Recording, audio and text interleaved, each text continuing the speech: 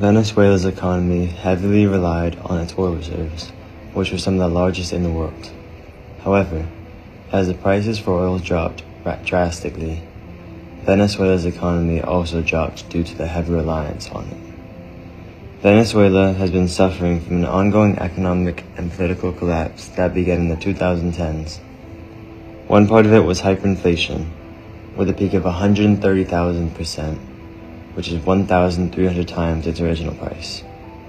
Under Maduro's rule, Venezuela suffered from a staggering 75% reduction in GDP. Currently, over 80% of Venezuelans live in poverty. A chief economist of the IIF said, "Venezuela's economic collapse is among the world's worst in recent history." In 2025, investigation highlighted more than 70 U.S. Justice Department cases involving Venezuelan officials. An estimated $4 billion of funds were laundered. Human Rights Watch has documented how security forces and pro-government groups committed abuses, using violence to protect those in power and shield corrupt networks from accountability. It was reported that Venezuelan security forces had many cases of killing, torturing, and repression. Corruption also contributed to the collapse of production of the state-run oil company, PDVSA, which worsened the economic crisis greatly. Over time, the ruling party gained control of the judiciary, electoral authorities, and military, creating a system where loyalty was rewarded over legality. This environment enabled widespread abuses of power, including the manipulation of elections, suppression of political opponents, and the use of state resources to maintain control. An example of power abuse is Nicolas Maduro in the 2024 election. The 2024 Venezuelan election was marked by widespread controversy, with independent observers and international organizations reporting significant irregularities throughout the process. Several foreign governments questioned the legitimacy of the election, citing evidence of fraud.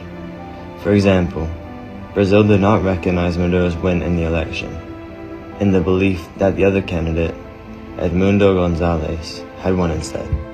By 2016, grocery stores lacked food, hospitals lacked basic supplies, and many businesses shut down. This is also the cause for mass migration happening, with millions fleeing the country, but recently, some are being sent back due to drug trafficking allegations against Venezuelans. Why does this threaten regional stability? It created problems for other countries, mass migration, cross-border crime, criminal group expansion, and economic disruption. Schools and hospitals are being overwhelmed. There are housing shortages, job opportunities decrease for others, and governments are facing political backlash. It also turned Venezuela's borders into areas with a lot of smuggling, drug trafficking, and armed groups. As Venezuela as a country weakens, criminal networks that engage in drug and human trafficking, gold and fuel smuggling, and money laundering have increased a lot. Neighboring countries' economies lost billions of dollars in trade because of less oil trading from Venezuela, and they faced higher security costs. Even though it may not seem important in the big picture for Venezuela, other countries' reactions to everything happening can change a lot. On one side, the United States, led by Donald Trump, has taken an aggressive stance by announcing a blockade on sanctioned oil vessels sailing to and from Venezuela.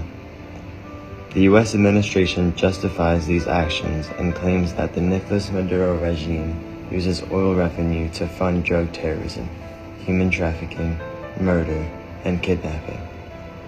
Conversely, a group of global leaders strongly condemn these actions, viewing them as dangerous violations of international law.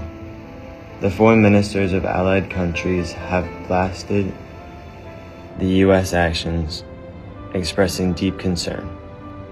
Russia has condemned the United States military operation in Venezuela as armed aggression.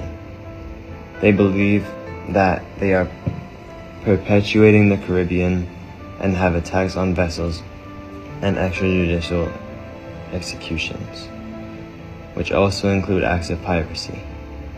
Large-scale protests can originate from many different things, including economic problems or disagreements with the government. From oil prices falling to millions living in poverty, the Venezuelan citizens have the right to be angry.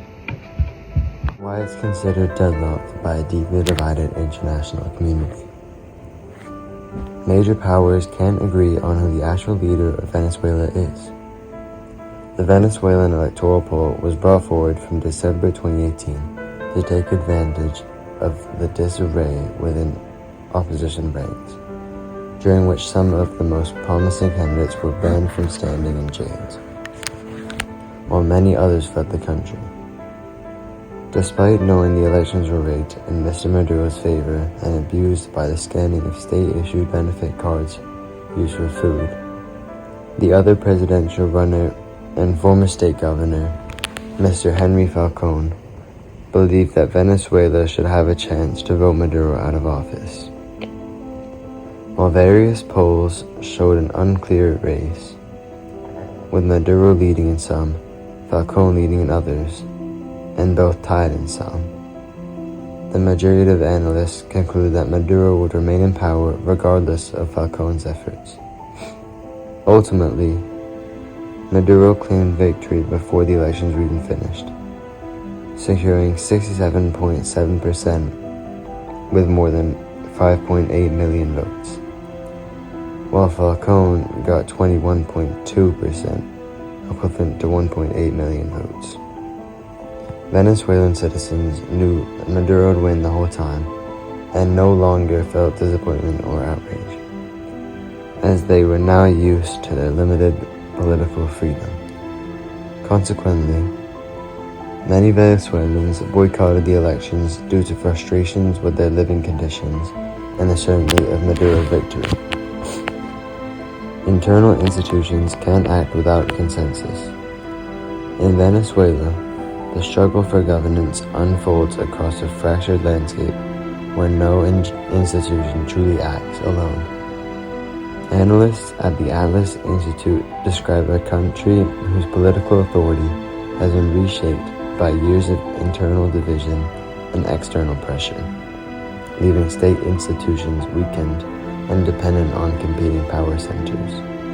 The Supreme Court, once intended to safeguard constitutional order, now issues decisions only when they align with the interests of the ruling coalition.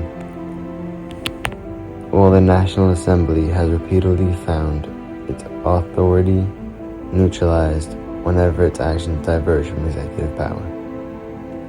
Even the Electoral Council, responsible for organizing the nation's most fundamental democratic processes, delays or accelerates elections based on political calculations rather than legal mandates. Behind the scenes, the military, divided amongst loyalists, pragmatists, and opportunists, acts as both an enforcer and a political actor, further complicating the balance of power.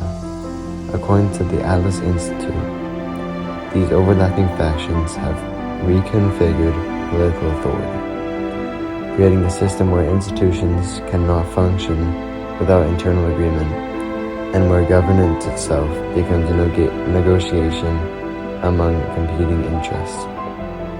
In this environment, the state moves slowly, cautiously, and often not at all, trapped in a cycle where consensus is rare and institutional paralysis comes a norm.